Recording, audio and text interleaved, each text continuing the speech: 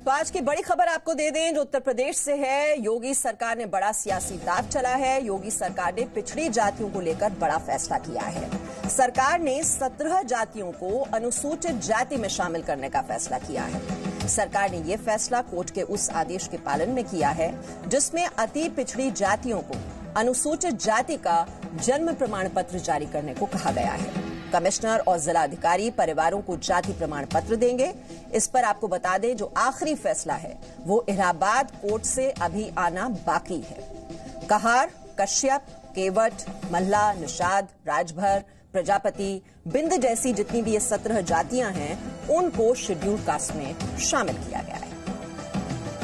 वो जातियां भी समाज के अन्य जातियों के बराबर हो जाएं और वो समान रूप से देश की, प्रदेश की, समाज की जो दौड़ है उसमें शामिल हो। इसको दृष्टिगत करते हुए उत्तर प्रदेश सरकार ने 17 ऐसी जातियों को अनुसूचित जाति में रखने का फैसला किया। कल राज्यपाल ने सूचना भी जारी कर दिया है और जिलाधिकारियों को प्रमाण पत्र जारी करने के निर्देश भी दे दिए गए।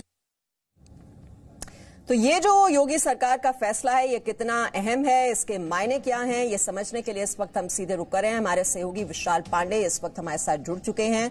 विशाल, अति पिछड़ी जातियों को अगर अब ये शेड्यूल कास्ट का दर्जा दिया जा रहा है, इसका सीधा सीधा मतलब ये कि अति पिछड़ों में घुसपैठ करने के लिए बीजेपी सरकार तैयार और जो उनका 14% जो वोट बैंक है उस पर कब्जा जमाने की तैयारी। बिल्कुल, देखिए उत्तर प्रदेश में जो अति पिछड़ी जातियां हैं लगभग 17 ऐसी जातियों को एक कैटेगरी में रखा गया था जिन्हें एसटी में शामिल करने का जो ये प्रस्ताव था ये काफी लंबे समय से चला आ रहा था, जिसे योगी आदित्यनाथ की सरकार ने फिलहाल शामिल करने का फैसला किया है। आपको बता दें जो ये 17 जातियां हैं इसमें सबसे प्रमुख निषाद, बिंद, केवट, मल्ला, राजभर और प्रजापति जैसी जातियां हैं जो कि पूर्वी यूपी में काफी संख्या में पाई जाती हैं। तो इसलिए ये योगी सरकार का एक मास्टर स्ट्रोक बताया जा रहा है क्योंकि इन जातियों को जब एससी में शामिल करने का उनका जन्म प्रमाण पत्र जारी कर दिया जाएगा तो उसके बाद ये एक तरह से वोट बैंक की पॉलिटिक्स के तौर पर भी देखा जा रहा है कि आने वाले समय में ये जातियां बीजेपी के साथ पूरी तरह से खड़ी हो सकती हैं। लेकिन अभी भी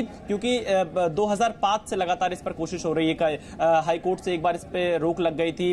2016-17 विधानसभा चुनाव से पहले अखिलेश यादव ने भी इन्हीं 17 जातियों को एससी में शामिल करने का प्रस्ताव भेजा था लेकिन वो नहीं हो पाया था। अब देखना यह होगा कि योगी आदित्यनाथ सरकार ने जो ये फैसला लिया है क्या ये पूरी तरह से इंप्लीमेंट हो पाता है, क्या सफल हो पाते हैं 17। ये भी समझाइए ये जो कोर्ट में मामला पहुंचा था इस पर रोक क्यों लगाई गई और अब इस बात की कितनी संभावना है, क्योंकि अभी भी हमें इंतजार करना होगा इलाहाबाद हाईकोर्ट के अंतिम फैसले का।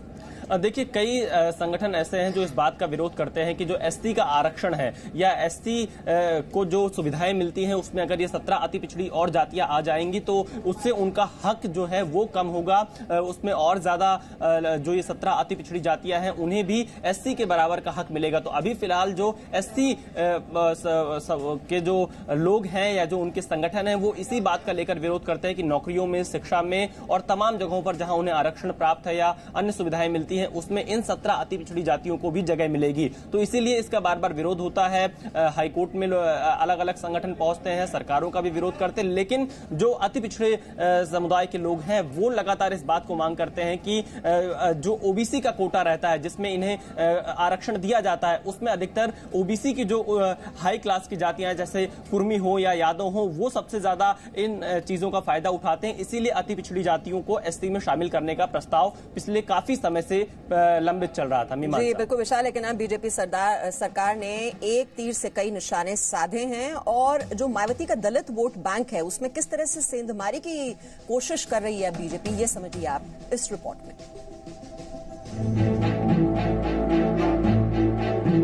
यूपी में 17 ओबीसी जाति एससी की श्रेणी में शामिल। मायावती के वोट बैंक में बीजेपी की सर्जिकल स्ट्राइक। सबका साथ, सबका विकास, अब जीतेंगे दलितों का विश्वास। योगी सरकार का यह बड़ा फैसला यूपी में सियासत को एक नई चाल देने वाला है। दलित पॉलिटिक्स में बड़ा उलटफेर करने वाले इस फैसले में योगी सरकार ने 17 पिछड़ी जातियों को अनुसूचित जातियों की सूची में शामिल कर दिया है। ये कौन सी जातियां हैं आपको बताते हैं। निषाद, बिंद, मल्ला, केवट, कश्यप, भर, धीवर, बाथम, मछुआरा, प्रजापति, राजभर, कहार, कुम्हार, धीमर, मांझी, तुरहा और गौड़। अब इन 17 पिछड़ी जातियों को अनुसूचित जाति का प्रमाण पत्र दिया जाएगा। इसके लिए कमिश्नर और जिला अधिकारियों को इन 17 जातियों के परिवारों को जाति प्रमाण पत्र जारी करने का आदेश दिया गया है।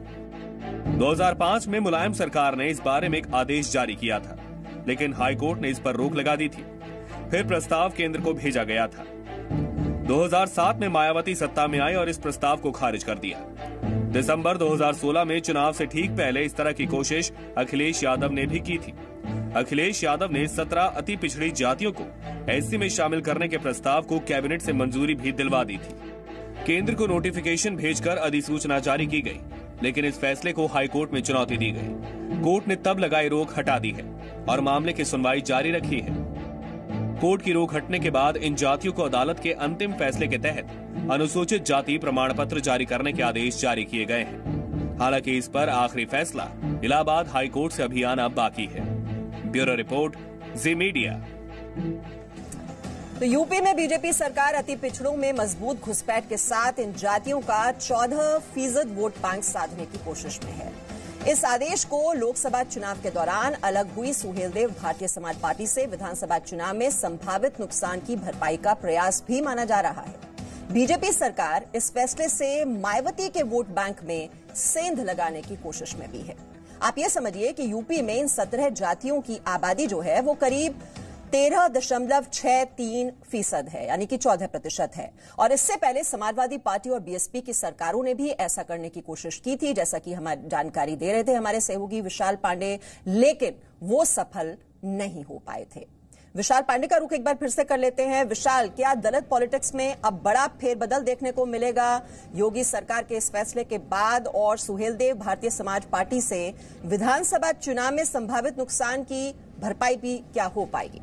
देखिए मीमांसा, बिल्कुल जिन 17 जातियों को एसटी कैटेगरी में शामिल करने का ये फैसला योगी सरकार ने लिया है, उनमें से अधिकांश जो जातियां हैं वो पिछले लोकसभा चुनाव में अगर हम आकलन करें तो बीजेपी के साथ ही जाती हुई नजर आई थी। जो राजभर वोटर था वो कई सीटों पर बीजेपी के पास नहीं जा पाया था पूर्वांचल में। तो ये कदम इसलिए भी माना जा रहा है कि राजभर वोट बैंक को अपने पाले में लेने के लिए, इसके अलावा जो निषाद, केवट, बिंद, मल्ला, ये जो जातियां हैं जो कि आमतौर पर अभी तक के हिसाब से पिछले कुछ चुनाव में बीजेपी के साथ जाती हुई नजर आई थी, उनको अपने साथ इंटैक्ट रखने के लिए ये एक बड़ा कदम माना जा रहा है। और जो कास्ट पॉलिटिक्स अभी तक मायावती की उत्तर प्रदेश में हुआ करती थी, उस पॉलिटिक्स को भी खत्म करने की ये कोशिश बीजेपी की तरफ से इस प्रस्ताव के जरिए की जा रही है, ताकि आने वाले जो विधानसभा चुनाव होंगे 2022 में उत्तर प्रदेश में, इन जातियों पर बीजेपी अपनी पकड़ मजबूत रख सके। मीमांसा जी, वैसे ही जातीय समीकरणों को पूरी तरह से ध्वस्त कर दिया था बीजेपी ने इस बार के लोकसभा चुनाव में। और जो एक कास्ट पॉलिटिक्स अभी तक होती रही है उत्तर प्रदेश में, और ये जो 14% वोट बैंक है, अगर इसमें भी सेंधमारी हो जाती है